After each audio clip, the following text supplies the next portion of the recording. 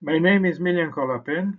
I am Professor Emeritus, retired from the University of Zagreb Faculty of Geodesy. Some time ago, I made research on Vincentius Corsulensis, with special reference to his contribution to cartography. He translated Arte de Navegar by Pedro de Medina from Spanish to Italian. One of the anonymous reviewers of my paper made this remark: "There is a sentence or two missing that connects the navigational manual with cartography, that is, with nautical charts. Are they mentioned somewhere in the manual?" This gave me the idea to study the mentioned manual in more detail. At first glance, it seemed a simple task to answer the question. However, research has shown that getting to know this issue in more detail requires more effort and time. In this video, I will present what Pedro de Medina's Art of Navigation contains about nautical charts. Pedro de Medina was a Spanish cartographer and author of navigational texts. His well-known Arte de Navegar was the first work published in Spain dealing exclusively with navigational techniques. The first edition of Medina's Arte de Navegar, printed in Valladolid in 1545, is preserved and available, for example, in the Library of Congress. Until 1633, about 25 editions were published in translation into Italian, French, English, and Dutch. I would like to emphasize that all translations are from 16th or the beginning of the 17th century, so they are written in language that was spoken and written at that time, which differs from those languages at the beginning of the 21st century. Translation presupposes not only knowledge of the language used at the time, but also the profession, that is, the field the work deals with. Vinco Palatin was born on Cortula in 1508, where he died in 1573 or a few years later. He was versatile: Dominican, theologian, historian, maritime theorist, mathematician, cartographer, travel writer, lawyer, diplomat, and so on. Palatin translated Medina's Art of Navigation from Spanish to Italian. Palatino's translation was printed for the first time in Venice in 1554 under the title L'Arte del Navegar, and the second time in 1609. The second edition from 1609 contains everything like the first edition except Palatino's preface with dedication. Medina's Arte de Navegar is a publication that consists of 8 books. Nowadays we would call them chapters, each of which is divided into chapters, or nowadays sub-chapters. What do you think? Which book is about navigation charts?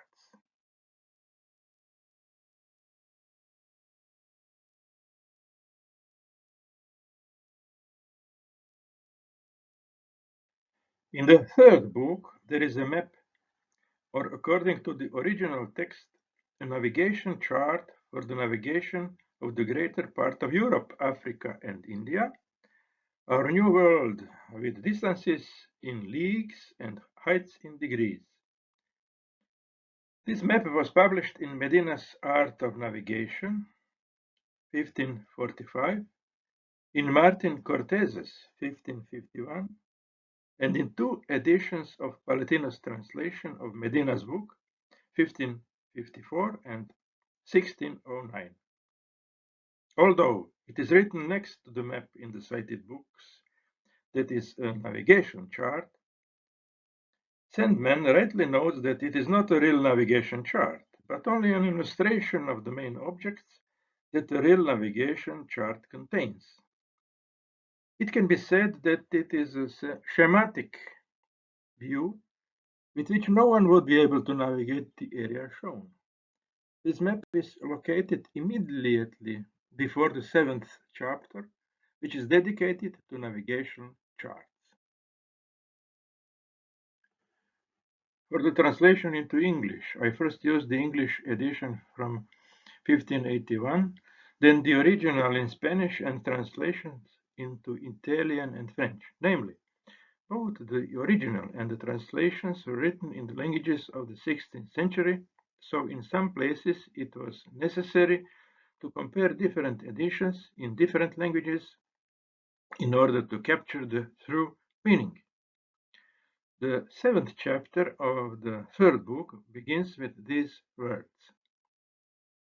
Among the instruments necessary for navigation, one is a chart. Without it, good navigation cannot be made, since by it the pilot or mariner sees the place where he is and the place to which he intends to go. He sees the height in degrees at every place has, so that he knows whether he will go forward to the right or whether he will ascend or descend. He also sees what wind or winds will serve him in his journey, and where he will leave one and take another. Also, he sees the distance of the road he will take, how many leagues there are, and thus determines in everything what is best and suitable for him.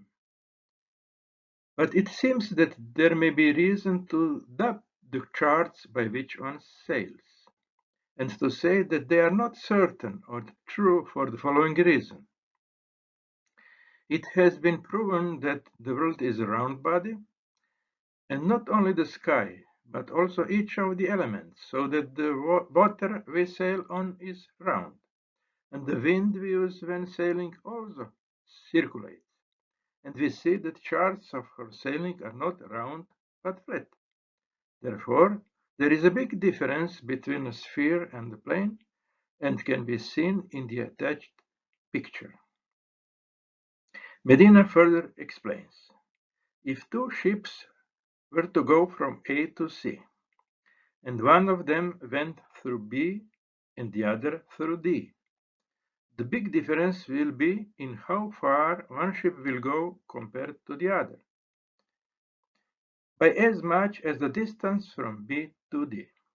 Seeing that the road marked by the sea is from A to C via D, because the water is round, and the map does not show it like that, but shows it in a straight line from A to C via B, where the course the ship takes seems to be half that of what the chart shows. We see that the ship goes in a semicircle, and the chart shows it is if it goes in a diameter. Semi-circumference of a circle is equal to r times p. It is approximately 3 times r, where r is the radius and the diameter is 2 times r. So 3 times r minus 2 times r is equal to r. Medina further concludes, because a round body is greater than all other bodies, and as the world is a round body, there is no other figure so great that can be compared to it. Therefore, the map that was made in a plane, it cannot be equal to round. The following chapter was particularly difficult to understand. So, by comparing the four languages and with the help of colleague Tome Marlic, I concluded this. The main division of the linear scale on nautical chart is in leagues, and each major segment is 100 leagues or 400 miles. Namely, one Spanish league consisted of 4 miles at a time. The scale is further divided into 5 smaller segments. As such was the rule on Portolan charts and later nautical charts from the 15th and 16th centuries. Thus, each of the segments of 100 leagues is divided into 5 equal parts of 20 leagues each. That is, if we look in miles, the 400-mile segment is divided into 5 equal parts of 80 miles each. Medina further says that the range of 19 degrees corresponds to an arc on the Earth's sphere 1,575 leagues long. In miles, that is an arc length of 6,300 miles. Or, when converted, the arc corresponding to central edge angle of 1 degree on the great circle is 17.5 leagues or 70 miles. Therefore, the circumference of the Earth is equal to 6,300 leagues or 25,200 miles. The Earth's radius would be 1,023 leagues. A central angle of 19 degrees corresponds to an arc of the Earth's sphere with a length of 1,575 leagues.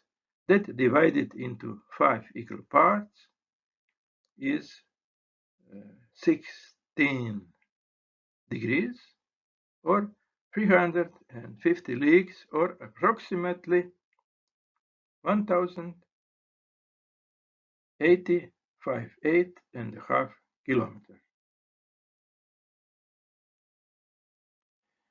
Medina continues, and since there are 32 courses, the world, that is both earth and water, should have a circumference of 10,080 leagues. This is not true because the circle has 360 degrees of 17.5 leagues for each degree, which amounts to 6,300 leagues and nothing more. We'll try to clarify Medina's reasoning. Let us imagine that a ship starts from a place on the Earth's sphere on a chosen course and sails 315 leagues. Then he turns his course by 11 degrees and 15 minutes and sails 315 leagues. Then he turns in the same direction as before, 11 degrees and 15 minutes and sails 315 leagues. And so it is repeated 32 times. The ship will sail a total of 10,080 leagues. However, the circumference of the Earth is 300 leagues. So, according to Medina, we have come to this agreement. However, such reasoning would be valid under the assertion that Earth is a flat plate. In other words, the described navigation with a course of change of 11 degrees and 15 minutes every 315 leagues would be possible in a plane, along the sides of a regular polygon with 32 sides, assuming that there are no obstacles in the way. On the right-hand side of the picture, we see a part of a regular polygon with 32 sides. S is the side of the polygon. Rho is half of the diagonal and at the same time the radius of the described circle. V is the height of the isosceles triangle whose legs are rho and the base is S divided by 2. Angle alpha is the angle between the two diagonals and at the same time the angle of change of the ship's course after he traveled length S. If the ship doesn't sail in a plane, but on the Earth's surface, and if it sails for a while without changing its course, it means that the part of the journey is sailing on ram line or loxodrome. Let us remember that the rhomb line is a curve on the surface that intersects all meridians at the same angle. So, in our case, it is a curve on the sphere that consists of 32 sides. Let each side be part of loxodrome of length 350 leagues and follow the previous side with a change of direction of 11 and a quarter degrees. In order to visualize what has been said, we will work in the plane of Mercator projection. It is a conformal projection that preserves angles, but unfortunately not distances. It is not a problem to draw a regular polygon with 32 sides on the map in Mercator projection, but the image of that polygon on the sphere will not be a regular polygon due to the well-known property of length distortions in the projection. If the lengths of the sides are equal in the plane of projection, but they are at different latitudes, the lengths of corresponding sides on the sphere will not be equal. Of course, the reverse is also true. If on the sphere the lengths of the sides are equal to each other, their images in the plane of the Mercator projection will not be equal because they depend on the position, that is, on the latitude. Let us start with the sphere. The basic task to be solved is the following. Let there be a given point A on a sphere of the radius r with geographic coordinates latitude and longitude. We are looking for the point B on that sphere lying on the rhomb line that passes through point A in the given direction alpha and is away from point A by s. To solve the task, let us first remember that the length of the arc of the rhomb line that passes through points A and B is determined by the formula for S. So, if r, s, alpha, and latitude are known, we can calculate the latitude of point B from this expression. We still lack the longitude of the point B. For this purpose, we will use the equation of the rhomb line on the sphere. In that equation, latitude and longitude are the coordinates of any point on the loxodrome. If we put the coordinates of point B instead, we will be able to calculate the required value of longitude of point B. We can now apply the described procedure to determine a series of points that will be the vertices of a curve composed of parts of a rhomb line. In doing so, we will leave the length of the arc of the rhomb line between each two vertices equal to s, and the direction of each subsequent rhomb line will be increased by alpha.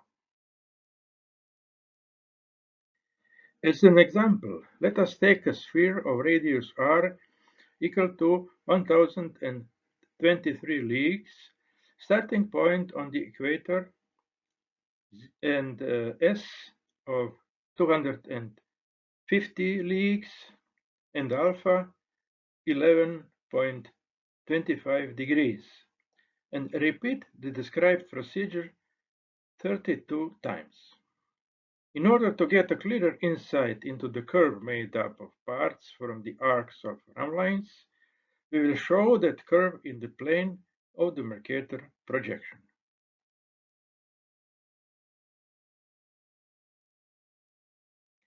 However, if we want to do this for s is equal to 315 leagues, which Medina talked about, we would not succeed.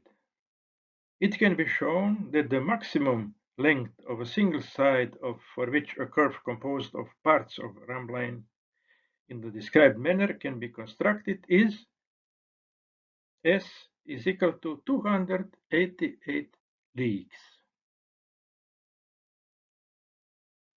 To prove this, let us note the expression for latitude of individual points where adjacent loxodromes meet. Since it is the latitude, the next relation must be true for every point.